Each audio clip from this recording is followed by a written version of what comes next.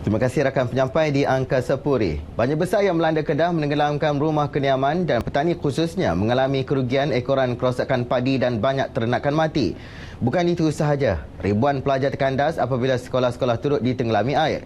Hasil kajian Jabatan Pengairan dan Saliran JPS, banjir berpunca daripada keadaan sungai yang cetek dan pembuangan sampah sarap ke sungai menyebabkan air tersekat dan melimpah ke kawasan penempatan setiap kali hujan lebat.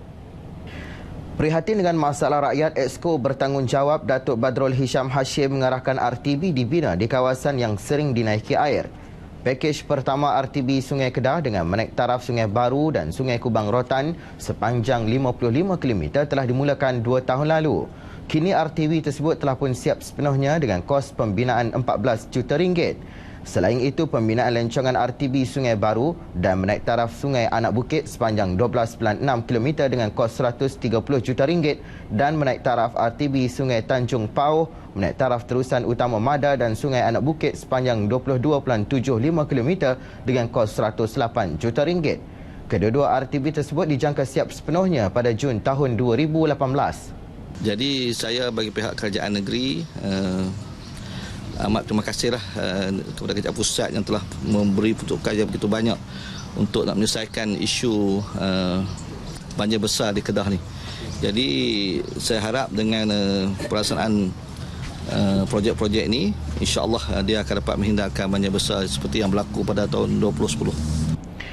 Pembinaan projek RTB di Sungai Pendang bernilai RM350 juta, RTB Bandar Jitra Selatan RM45 juta, RTB Bandar Changlun dan RTB Baling masing-masing diperuntukkan RM15 juta juga diberikan perhatian.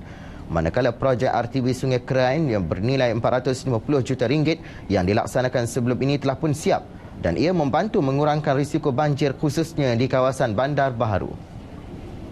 Lembaga Zakat Negeri Kedah LZNK sentiasa bekerjasama dengan setiap imam masjid di negeri ini mengenal pasti golongan asnaf untuk bantuan zakat. Pegawai eksekutifnya Zakaria Osman berkata tahun lalu sahaja sebanyak RM160 juta wang zakat telah disalurkan bagi keperluan pendidikan, bantuan membangunkan ekonomi keluarga dan bantuan wang bulanan. Ya, bagi kita imam ni orang yang seharian bergelemang dengan kumpulan asnaf. Dia lebih tahu selok-belok perjalanan orang susah di kampung mereka. Jadi sebab itu saya sebut tadi ialah sehingga kini zakat menggunakan perkhidmatan bantuan sepanjang masa sebenarnya daripada Tuan Imam. Beliau ditemui RTM di Alostar. Pada tahun ini beliau berharap pembayaran zakat terus meningkat dan tumpuan LZNK ialah kepada pengusaha-pengusaha kilang dan industri termasuk usahawan-usahawan untuk membayar zakat. Lokasi sekitar Kuala Kedah berhampiran pesisiran pantai sentiasa menjadi tumpuan orang ramai untuk beriadah bersama keluarga. Namun ketiadaan tempat khas untuk berniaga menyebabkan peniaga membuka gerai di tepi jalan dan mengundang risiko keselamatan. Justru peniaga yang ditemui berharap pihak kerajaan negeri menyegerakan pembinaan lokasi yang sesuai bagi mereka menjalankan perniagaan.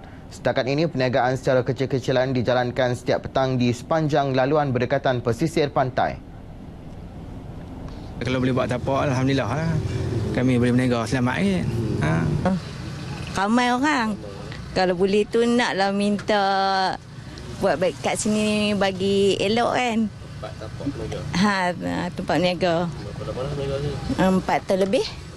Berniaga sini, berniaga tu boleh lah tapi keadaan jalan nampak berniaga apa sempit. Lalu dalang budak-budak nak masuk apa payah. Apa kalau boleh tu pergi ada tempat yang apa? Yang orang kata bagi sesuai lah untuk pelanggan-pelanggan kan.